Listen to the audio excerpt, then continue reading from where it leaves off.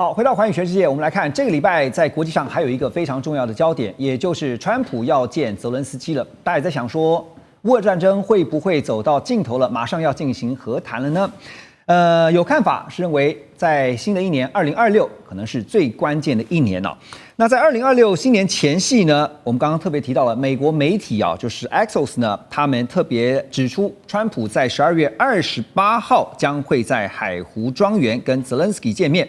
泽伦斯基呢本人也预告说，最近就会跟川普见面。可在见面前夕也听到川普最新的放话，他说，在他批准任何计划之前，泽伦斯基什么都没有。而在川泽会之前，又看到了俄罗斯对于乌克兰的首都基辅进行了一连串的大规模空袭。好，这次的川泽会，泽伦斯基呢会带来什么呢？既不是胜利蓝图，也不是什么大幅的妥协方案，而是一份呢被砍到只剩下20点的和平方案。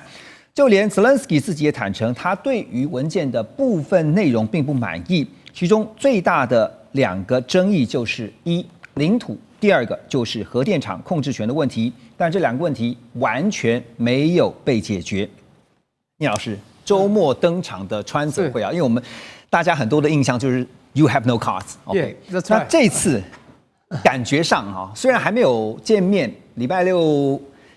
这个还没见面，但是已经觉得又是一场鸿门宴了。你怎么看？看起来好像不太容易成，因为两边在拉锯。那当然，川普一直想得和平奖，那他又很希望能够快点和，快促成。可是，但川普也是大小眼，他知道普丁当然势力量都比这个乌克兰大，那两边都有他要的利益，你知道吗？但他私底下实际上应该跟普丁比较友好，也比较尊重一些普丁。因此呢，在谈和谈的那1-2个月前呢，就跟乌克兰说要和谈之后，他跳过他，先跟普丁打个电话说：“我们要和谈，你觉得你有什么要求？”就定出了一个28项条这协议，和平协议，这很奇怪啊！而且乌克兰一看傻眼了，大是对普丁特别好，里面包括割地，那时候不管顿内茨克，对不对？或者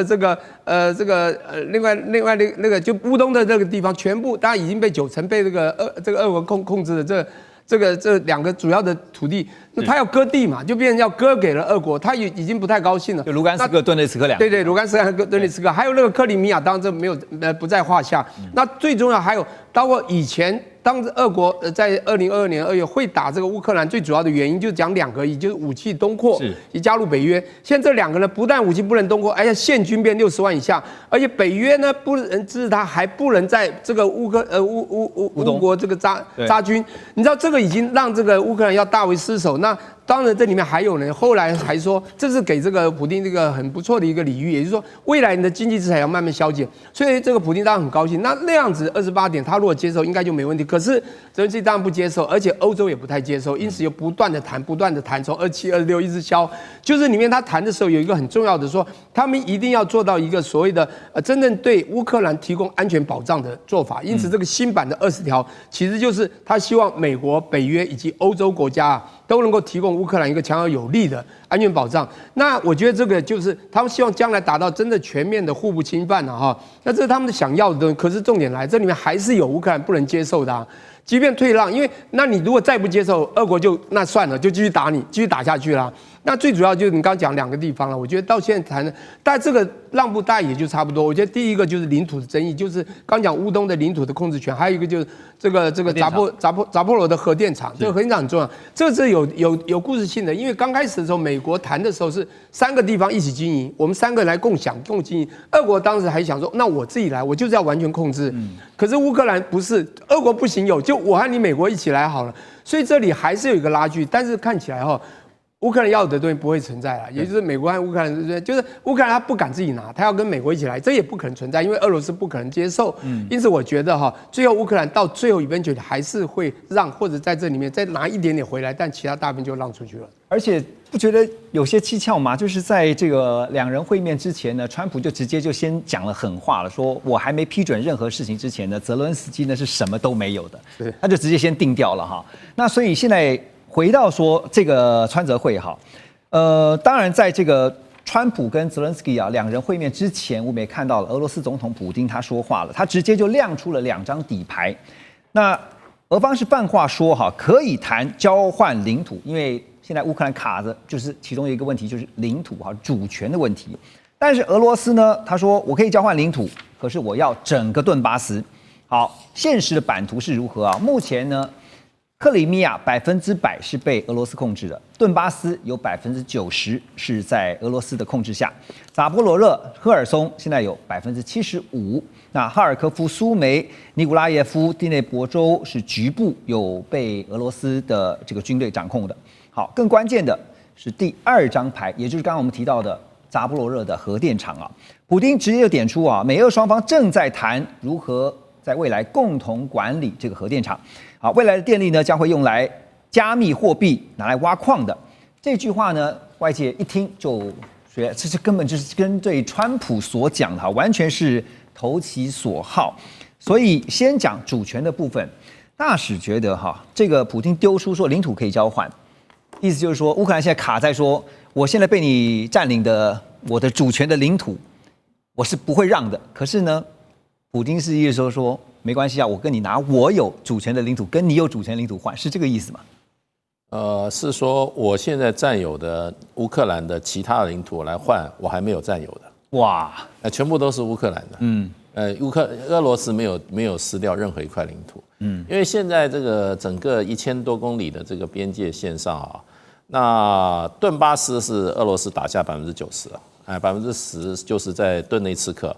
那还有一部分红军城啊，然后往它的西北啊那一部分还是在乌克兰的这个控制之下。是。那川普这个普丁啊，他要完整的顿内茨克的行政疆界。也就是说啊，这个疆域原来的行政疆划哪，我要完全要，一寸土地不能少。那现在还有10%还掌握在乌克兰，你就要交出来。那本来是要无条件交出来，现在说好啊，那就交换吧。交换用什么交换呢？就是俄罗斯零零星星还在这个哈尔科夫附近、苏梅拿那边去交换，还在尼古拉耶夫、第聂伯河州，它还有一些零星的土地，他说这些我都还给你了。我们就划0的还给你，整的我要了。但顿巴斯就我全拿了。那其他赫尔松、扎波罗热州的各占75%，因为有4个州嘛，对不对？一个顿巴斯有顿内茨克跟这个卢甘斯克2个，对，现在还差10%，对，那个10你要交出来。另外还有就是说，赫尔松跟扎波罗热的话没意见，我现在就5%，因为它基本上它用这个第聂伯河做一个天然疆界啊。那其他我在第聂伯河以西的还有一些土地，还有就是在这些哈尔科夫这些地方州、苏梅州还有一些土地我零星占的，我就还给你好了。所以是用已占领的乌克兰土地交换那个还没有占领的顿巴斯10%。而且你不觉得普丁其实是很会谈判的？他还知道川普要什么，他直接就知道川普要用他的核电，要用这个电力来挖矿。其实是这样其实川普上台以后，跟俄罗斯的关系正常化是快速在进行的。是，所以他们现在是有2组人在谈2组谈判，一组是谈什么？一组谈俄乌战争，一组谈什么？一组谈美俄关系正常化，这2条路线一起走的，没有说这个是分开来的。我们正常化我们怎么走，然后这个俄乌战争怎么停，这么走。所以2个是互相加强，可是各走各的。那这些就变成就是说扎波罗热电厂这个共同管理，这个就是横跨2边，一个俄乌战争这个问题怎么样？另外美俄怎么合作，关系怎么正常化？其实谈得很快，然后甚至电力用加密货币这个来挖矿，这个部分我认为都在美俄关系正常化这个谈判管道上进行。还有就变成就是说，俄乌战争结束后，美国怎么样把它对俄罗斯现在的各种制裁，把它怎么样逐步的给它取消，美俄关系如何正常化？所以泽伦斯基现在唯一的靠山就是欧洲，因为欧洲准备拿大概差不多1000多亿吧，1000多亿的欧元吧，未来2年给他嘛，那就突然硬起来了。那可是我认为啦，对俄罗斯来讲，领土问题是关键，领土问题基本上不照我俄罗斯的意见的话，这战争不会停。而这样听起来，其实就算泽伦斯基拿着欧洲的支持，这一次跟川普去谈，也说服不了川普啊。川普就是玩他而已啦。你时间到了就丢一个28条，对不对？那再跟你周旋一下，慢慢现在你不退了吗？你不加入北约了吗？安全保障由我们私底下谈吗？那还有就变成本来这个领土的问题，事实上泽伦斯基已经比较软了。是。可是呢，现在欧洲进来搅局，那就变成说啊，我们要替欧洲再继续战下去吧。可是美国川普还有一张王牌啊，3个月后改选啊。我随时拿这个改选的问题来给你给你施点压。泽伦斯基你就是拖嘛。那对于普丁来讲的话，反正战局现在是我采取主动。对。那谈判桌上如果进展不顺，我就打。如果打得顺的话，我就不跟你谈。大使讲到这个战局啊，就是反正就战下去嘛。那你现在看到战争的这个战场上实际的现况是如何啊？孝瑋兄，战果现在真的是因为乌军方面已经证实他们撤出了这个西维尔斯克这个地方，但这个地方不只是一座小城而已啊，它是乌东堡垒带的关键节点更是通往北顿内茨克城市群的门户。另外一条战线也浮现出来就是俄军针对敖德萨进行了系统性的轰炸，他们锁定了港口、还有电力设施、海运设施。泽连斯基也警告说，俄罗斯这么做呢，就是要阻止乌克兰获取海上物流的通道，我把你海路给截断，好看你怎么办。那这样的话，他是希望把乌克兰变得以后一个内陆国家，就是了。普丁绝对有这样的希望跟想法，但是实力上我觉得以目前来说是做不到的。但是他为什么要对奥德萨进行攻击呢？因为其实奥德萨现在变成是用来这个骚扰俄罗斯在黑海方面行动的一个非常重要的根据地。也就是乌军他会利用奥德萨的港副设施，派出各种的这样一个无人艇、攻击艇等等，或甚至于有限的这样一个这个有人的这个舰艇去干嘛呢？去突袭俄罗斯现在还存在的黑海舰队。其二是这个我们看到这个俄罗斯跟乌克兰这个发生军事冲突到现在，其实俄罗斯还一直利用黑海上的这个油轮在对外进行这个石油贸易，它呢就是攻击这个俄罗斯的这个海上油轮称为这个影子舰队其二，也就是俄罗斯已经对乌克兰这种骚扰性的攻击其实已经有点不耐了，所以他就对敖德萨就是说，因为你今天敖德萨就是要发动这些海上攻势的一个最主要的基地嘛，那我就要那个打蛇打3寸，我就要打你这个基地，但实际上你说今天你要从这个克里米亚跨出去，要能够那个攻下这个敖德萨我觉得以目前俄罗斯的这个地面部队或俄罗斯的这个军力是根本不可能做到的事情。的确，他现在在这个俄罗斯的这个那个乌克兰的这个东部那个逐渐那个已经其实已经掌握到这个战场优势以及这个战场主动，等于说那个现在整个在乌东地区的这个乌克兰部队完全面临到一个内线作战的窘境，也就是俄罗斯要在什么时候对他们发动攻击，他基本上只有防守的份，甚至要来防守兵力还不够，必须要一直毛起来向后撤。但是呢，你说今天这个孤悬在外的这个敖德萨离克里米亚有那么远，大概也有个100-200公里远了。你说今天俄罗斯要再从这个克里米亚出兵攻击敖德萨是不可能，但是他必须要把这个骚扰俄罗斯在黑海上各种行动，不管是商业或军事的重要的敖德萨这个那个军事的这个目的，他要把它处理掉。OK， 去除骚扰等一下回到节目，我们要来关注的就是东北亚的核武问题，马上回来。2025全球局势必须关注，中美赛局牵动地缘风险，连带影响台海两岸未来。环宇全世界，关心全世界，权威分析，专业观察，客观立场。每周6日，请您准时锁定，一同关心全球大事的瞬息万变。好，继续来关注的是东北亚的最新局势在这个礼拜，我们看到了北韩的领导人金正恩带着他心爱的女儿金主爱，亲自站上了一艘接近完工的核动力战略导弹潜艇的前面。那么这艘潜艇大约重8700吨，它的体型是直逼美国的维吉尼亚级的。那同时呢，北韩方面还刻意曝光了这个巨大到一个不寻常的帆照那当然目的很清楚，就等于是秀出一艘核动力而且可挂弹道飞弹的战略潜舰给全世界看。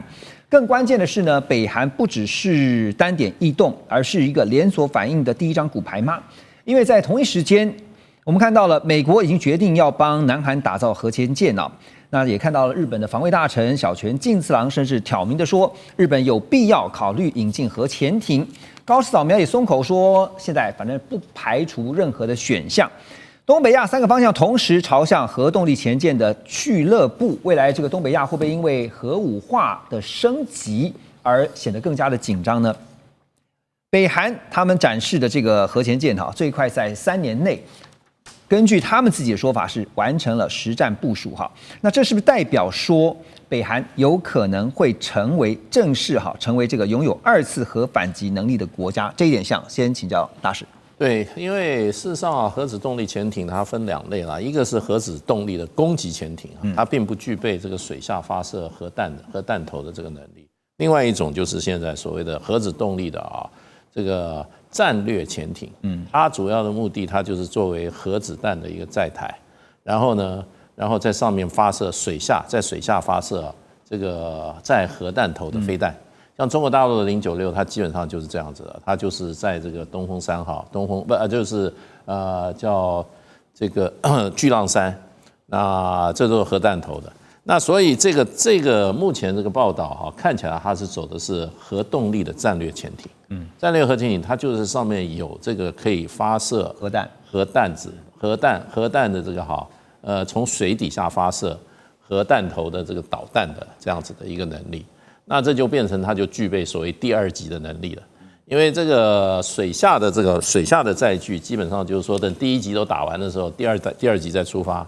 那因为北韩事实上它的核能力，它有陆基的发射能力，它有什么大浦洞1号、2号这些飞弹，它可以打15000公里，可以打到美国。对，那它没有空机的，它没有轰炸机，它没有这种隐身轰炸机或者这种大载量的轰炸机，所以它就靠它的这个核潜艇第2级。那现在韩国跟美国现在要谈的这个事实上就有一点像这个 AUKUS 下面澳洲跟美国谈的这个核动力潜艇，它是属于攻击性的，它水下它可以长时间在水下不需要加燃料，那它的潜航时间长，可是它不具备水底下发射这个飞弹的能力。看起来北韩的这一艘看起来是战略性潜艇，因为北韩有需要，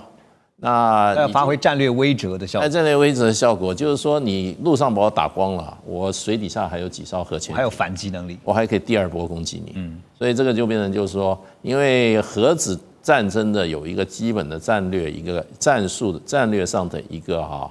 最基本是就是说确保相互毁灭，就我一定可以把你毁灭掉。你第1级把我打完了，我还有第2级，第2级就是靠这个，就创造一个恐怖平衡。恐怖平衡。现在我看北韩，因为它有必要，因为它有核武器。你今天韩国搞一个水下发射的，南韩搞一个水下发射的战略级潜艇，它发出来那种常规的那种导弹有什么用？对，所以它这个一定是要做核子潜艇、核子飞弹的发射载台用。如果真的是这样的话，那包括南韩、包括日本都会非常的感受到这个威胁性所以东北亚现在真正关键，所以我们刚刚提到说，包括像南韩啦、日本啦，都希望能够拥有核潜舰那当然这个韩国现在要帮忙美国打造核潜舰，可是所以关键就在于说，美国才是真正的这个重点美韩合作核潜舰呢，我们看到这个合作却是指定在美国的费城造船厂来建造，所以南韩的专家叫金东业，他就直言了，他说这将会沦为单纯的美国武器买家，南韩根本不用想说拿到什么关键的核潜舰的这个制造技术啦，或是一些核机密好，那针对外界的担忧说这样的动作呢，会不会打破这个核不扩散的立场呢？并且踩到美国有个原子能法第19条就是禁止转移军用核燃料的红线。但是南韩已经先表态了，他们说他们不会使用高浓缩铀。美国原子能法当中是禁止，就是向非核武国家转移军用核燃料的这个第19条，是我们刚刚提到的这个原子能法第19条。所以聂老师，现在日本跟韩国，当然日本还排在韩国之后了那现在光是在让韩国，甚至未来有可能日本这个参与相关的战略规划或武器制造上美国当然站在一个制高点来看的话，那有可能会真的把所有的事情机密，不可能嘛，都告诉他们嘛。对，一定保留的当然，我觉得美国当然在这个合作，他谈的合作是他主导，他来做，他决定方向，反正我说了算。所以他主控权、主导权都在他手边那最后合作的结果，那美国当然是要做大赢家，他也一定会是大赢家。另外2个可能小型甚至没有东西，然后 zero 也有可能就是被人家利用而已。但各位想想看，川普呢从关税之后打的主要目的是什么？他用这个关税威胁叫大家来拼凑我回来做一个美国的制造业机器人。你刚刚讲制造业强国，那是1940年代，那时候美国民主兵工厂。现在呢，空洞化，刚刚讲产业空洞化到极端。那他当然每一个地方他要的东西要回来的不一样，欧洲要有欧洲的，有没有？除了他要钱，当全球拿提款机之外，最主要是他这个机器人，我要手要脚，你要给我。比如他知道韩国最少还有17%的制造船的能力，那日本还有13%，但韩国为先。而你知道，他的最大敌手啊，中国已经有6-7成的制造能力，他都吓到了，才会讲说，这为什么我们以前制造这么强，中国可以一天制造一个船，我们一年制造不出一个，他非常需要南韩过来，这就是他当时在关税谈到，除了几千亿拿过来之外，最主要的制造业就这一块。可是我是不然说，当然我也知道，我在那边生活那么久，从纽约、费城这个 DC Delaware 一直沿路常去嘛，那旁边还有一个叫Baltimore，就是这个 Inner Harbor 嘛，就是中联不动的内港，我想在东岸生活都知道，费城那边他停潜水艇嘛，在费城制造，当然他就要期望他到费城去制造，而且指定在费城。那为什么不在韩国或在其他地方？反正就来我这就对了。然后重点是制造业有3样东西，有基础建设。好，费城它的确有造船的基础建设，还有人才，还有技术啊。当然，他现在人呐，整个美国人大概已经这个休闲太久了，所以真正这种制造人才已经以前有些但慢都没了，这要从别的地方去挖。现在重点是技术，那当然他们有他们的一些这个过去核潜艇的这些制造的这个很不错的一些设计的这一端，可是真的技术端，那技术制造能力还是要靠韩国。对，因为韩国的制造，你就像台积电，你觉得你今天有 EDA 有这种什么授权，制造还是要在台积电，还是要在台湾一样的道理。但是他就非常聪明，他就是帮你拿，就跟台积电挖到美国一样。可是我觉得韩国现在面临到的大挑战是台积电因为很稳，还可以分台湾有那边有。如果这个跟这个，我觉得了，南韩如果跟美国合，真的合下去，我觉得韩国能拿到的有限，因为基本上这个东西很重要，跟军事有关，美国真的是要拿到完全是主控权、主导权的。对，这个军事相关的哈，因为刚刚特别提到说船为什么就是前舰为什么拉到美国去制造哈，一方面就是您刚刚提到说技术担心外流啊，第二就是可能降低被攻击的风险啊。那孝瑋你怎么看哈？因为我们先来看一下荧幕上面就讲说核潜舰跟一般常规的潜舰啊，它的一个比较啊，关键的对比分析是这样的啊。航程方面呢，核反应炉等同于是几乎无限续航哈，因为它不像这个柴油动力的哈，它还必须要补给啊，它就是用核动力。另外速度方面呢，核潜舰可以长时间以30节的这个高速来潜航。隐蔽性当然更不用说哈，长期的潜伏哈，所以对于日本来讲，对于南韩来说，如果真的有一天可以拥有核潜舰的话，是不是就代表说手上有一张黑桃 A 了？哦，其实没有，它就差很远。就刚刚那个大使也讲到，这个核动力潜舰基本上它有2种，一个是弹道导弹的这个潜舰，另外一个呢是攻击潜舰。其实现在美国也允许它的盟国拥有的都是弹道那个那个核攻击潜舰，那个包含像澳洲啊，或者说未来日韩可能的。那这种潜舰，它最多上面还要在美国允许下才能装到战斧巡弋飞弹这种东西在上面，要不然它基本上就是一个长时间可以在水下潜航的一个水下伏击者。所以呢，它本身是并没有办法带来这个核威慑的，也就是说，大家不要把核潜舰跟核弹去画上等号，对，它完全是没有办法画上这个等号的。所以呢，这些国家它现在追求这个核潜舰，就是要让它的这个海军这个水下舰队能够在海下时间待得更长，待得更久。那美国为什么会放松对日韩的这个核潜舰，甚至于澳洲这个核潜舰的这个拥有的这个容许度，就是因为如果说今天你要能够长时间去追踪北韩或甚至于中国大陆的这个核弹道飞弹潜舰的话，那这个时候美国自己部署在西太平洋地区的核攻击潜舰数量不够啊，就需要靠日本、韩国或是澳洲的这些那个潜舰出来帮美国去看守这些重要的这个航道，让中国大陆的核动力那个弹道飞弹潜舰不会溜进去，溜到可以攻击美国这个位置。所以美国它在这个地方上面其实是极度控制的非常精准的，也就是说这些国家完全不用想到说拥有了核潜舰就等于有美国这种弹道飞弹攻击，那是完全不相称的。就你说这个北韩它现在非常聪明，但你说它有核3位一体，它现在有核2位。第一，它有地对地的这个弹道飞弹，射程很长，15000公里。另外，它把它装到它现在我们看到它这次新展示的这个核动力潜舰上，它有水。